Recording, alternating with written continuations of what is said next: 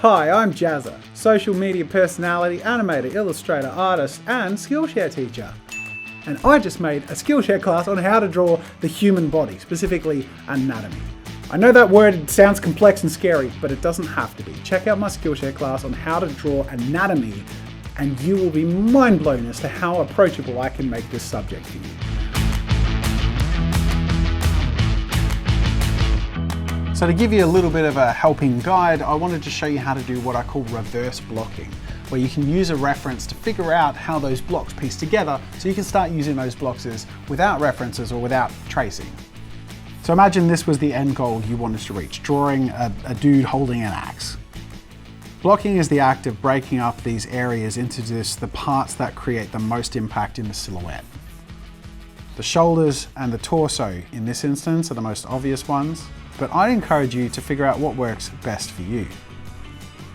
From my experience and observation, most people use some sort of blocking or construction method, but everyone's just slightly different, and that's okay.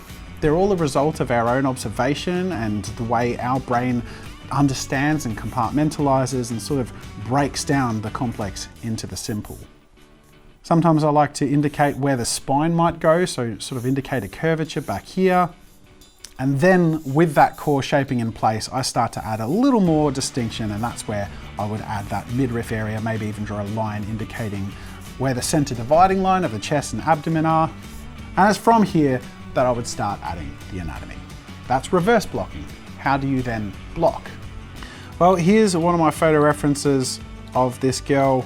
The photo is with the intention for her to look wounded because she's grabbing her side, but let's say I like this reference, but I want her to look a little less wounded and a little more strategic. So in this instance, I've got the head shape here. Again, I'm keeping this pretty loose. Eye line and direction line. Having the reference is really useful because you can see where areas overlap and how it distorts the shape based on the angle that the person's on. For example, here I can see that the arm pretty much goes straight up. The hand sort of curves forward like that, and then we have our sword straight down like that. If you're drawing a reference side by side like this, it can be helpful to just draw some lines across so you can get your proportions nice and accurate. Don't feel like you have to though, because I personally tend to feel like that can make your drawings look a bit flatter, pull some of the life out of it because you're so focused on copying.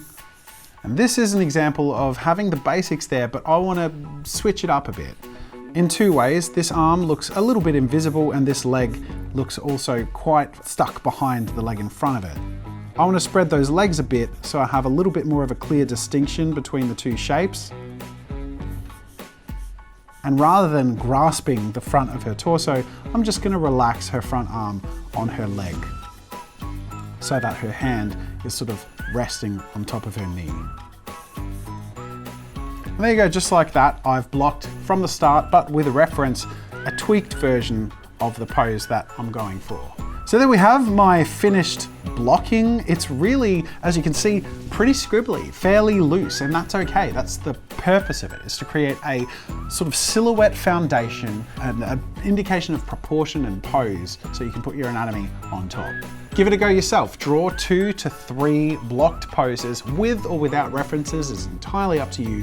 But feel your way through it and identify the shapes that you're starting to use and what your style of blocking is. Because the better you can block, the better you'll understand human proportions and the limitations of movement.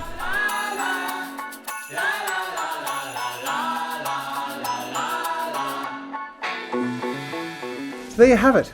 Your little preview of my new class on Skillshare. I have several classes on Skillshare. So after you go over with the link below and check out my brand new class on anatomy and how to draw the complexness of anatomy in a really simple and approachable and fun way, go check out my other classes and all the other amazing classes on Skillshare. There's so much there that makes the skills of drawing and creating and painting and business and YouTube and whatever it is that you're passionate about much more attainable than you could even hope.